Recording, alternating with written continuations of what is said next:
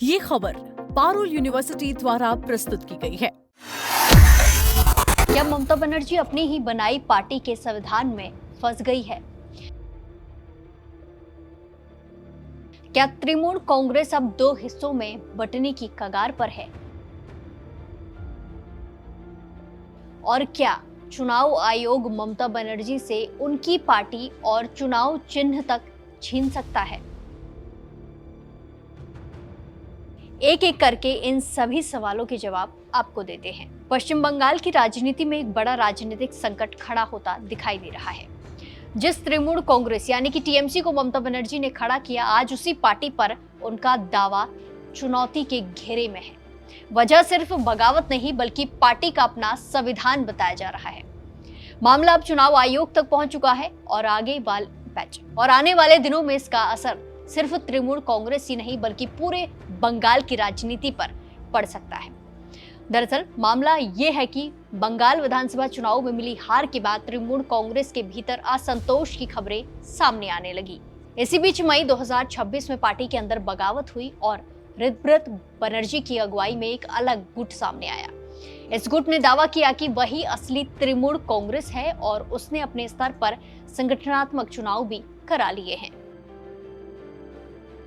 अब यहाँ सबसे बड़ा सवाल पार्टी के संविधान को लेकर है। जानकारी के मुताबिक तृणमूल कांग्रेस यानी कि टीएमसी के संविधान में साफ लिखा है कि हर 3 साल में संगठनात्मक चुनाव कराना जरूरी है, लेकिन बताया जा रहा है कि साल 2022 के बाद से ऐसा कोई चुनाव नहीं कराया गया। यानी जब पार्टी में बगावत हुई तब तक पुराना संगठनात्मक ढांचा वही संवैधानिक रूप से सवालों के घेरे में था।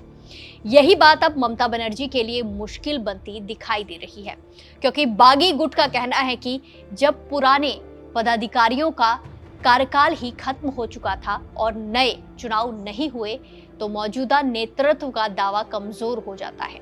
इसी आधार पर उन्होंने चुनाव आयोग में खुद को असली तृणमूल कांग्रेस यानी कि टीएमसी घोषित करने की अब मांग कर डाली है। अब ऐसे में फैसला चुनाव आयोग को करना है। दोनों गुट आयोग के सामने अपने अपने दावे पेश कर चुके हैं। आयोग ने दोनों पक्षों से 6 जुलाई तक सभी जरूरी दस्तावेज और सबूत मांगे हैं ताकि ये तय किया जा सके कि पार्टी पर वास्तविक अधिकार किसका है। जानकारी के मुताबिक चुनाव आयोग ऐसे मामलों में मुख्य रूप से 3 बातों को देखता है। पहला, क्या पार्टी ने अपने संविधान का पालन किया है। दूसरा, संगठन में कितने प्रतिनिधि या डेलीगेट किस गुट के साथ है। और तीसरा, विधानसभा और लोकसभा में किस गुट के पास निर्वाचित जनप्रतिनिधियों का बहुमत है। यहीं पर ममता बनर्जी की मुश्किल बढ़ती नजर आ रही है। खबरों के मुताबिक हाल ही में चुने गए 80 विधायकों में से करीब 60 विधायक बागी गुट के साथ बताए जा रहे हैं। अगर ये स्थिति आधिकारिक रूप से साबित होती है तो चुनाव आयोग के सामने तस्वीर और भी बदल सकती है। इतना ही नहीं, लोक प्रतिनिधित्व कानून की धारा 29A के तहत हर राजनीतिक दल चुनाव आयोग को यह भरोसा देता है कि वो अपने संविधान का पालन करेगा और समय समय पर संगठनात्मक चुनाव कराएगा।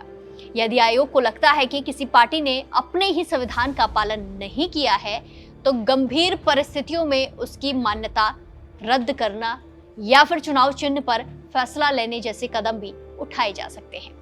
हालांकि ऐसा होगा या नहीं, इसका अंतिम निर्णय चुनाव आयोग ही करेगा।